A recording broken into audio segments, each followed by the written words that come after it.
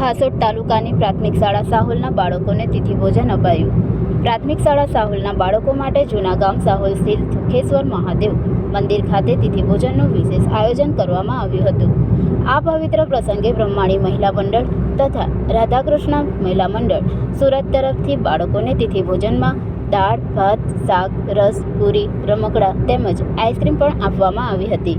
આ કાર્યક્રમમાં બાળકોને આનંદપૂર્વક ભોજન કરાવવામાં આવ્યું હતું.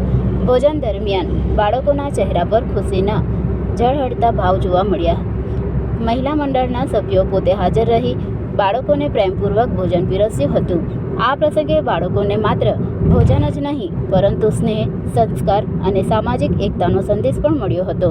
જૂના ગામ સાહોલ સ્થિત સુખેશ્વર મહાદેવ મંદિરના આ પવિત્ર પરિસરમાં તિથિ ભોજનનું આયોજન થવાથી સમગ્ર વાતાવરણ ભક્તિમય બની ગયું હતું.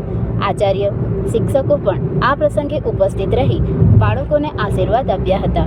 શાળાના આચાર્ય નિલેશભાઈ સોલંકી તેમજ શિક્ષક પરિવારે દાતાશ્રીનો આભાર વ્યક્ત કર્યો હતો. આ કાર્યક્રમ દ્વારા મહિલા મંડળોએ શૈક્ષણિક કીટ પણ બાળકોને આપી હતી. મહિલા મંડળોએ સમાજમાં સેવા, સહકાર અને સંસ્કારનું ઉત્તમ ઉદાહરણ પૂરું પાડ્યું.